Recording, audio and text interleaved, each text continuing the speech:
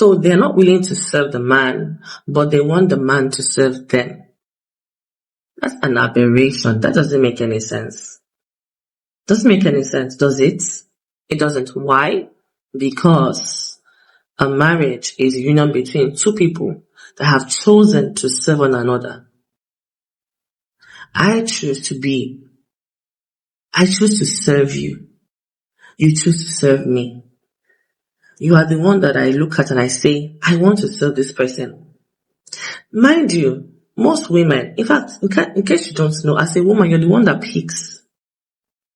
I know that people think, oh, the man is the one that will pick the woman. I'm sorry to say, but it's the woman that picks from multiple suitors. She picks the one that she looks at and she says, okay, I can submit to this guy. I can serve this guy.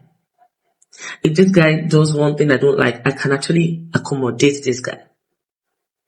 He's the one that my heart is most comfortable with. I am most comfortable with this guy. And I prayed and I heard God, and God said, this is the one that I suggest to you to spend your life with. To go ahead and anoint and crown your husband. Right? So, we are the ones that end up picking.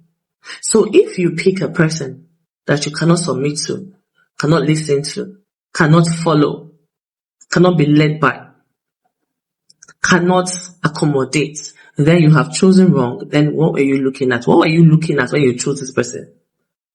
It means that you're looking at Todd like a handsome. TDH. You're looking at his pocket. He has plenty of money.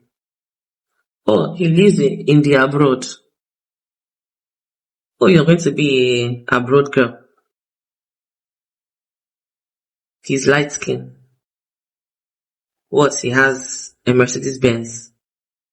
Okay, at least you know that he goes up, he travels a lot, so at least you know that you'll be traveling too. Is that what you're looking at? I'm sorry to say, but that's so shallow. That is so shallow. Doesn't make any sense.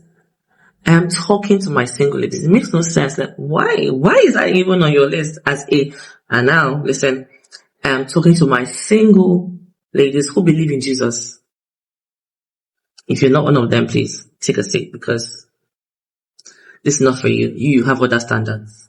Also, our standard is Jesus. Our standard is Christ and Him crucified. And Him crucified. If Jesus Christ was crucified, then what makes you think that your whole life will just be a bed of roses? I'm sorry to say, but it will not be. Even as the Lord favors you in marriage, favors you in parenting, favors you in finances, you're going to go through it. There's a time for war and a time for peace. So you'll go through the fire sometimes, and sometimes you will just be chilling. The Bible also says that, woe to they who are at peace in Zion. Does that mean that there'll be no peace at all? There'll be peace, but it means even as you are in the season of peace, you are still watching. You are watching. You are guarding your territory. And that on its own is warfare. Guarding your peace, guarding your territory, watching. You are looking to see what is coming. I will stand upon my watch to watch to see what the Lord will say. So while you are in a time of peace, you must be on your watch. To watch, to listen. What's God saying now? What is coming?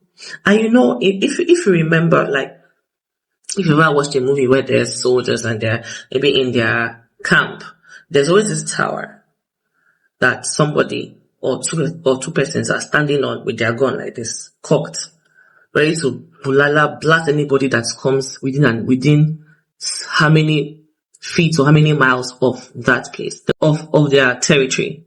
They look suspicious. Pium, pium, that's it. That's the end of their lives.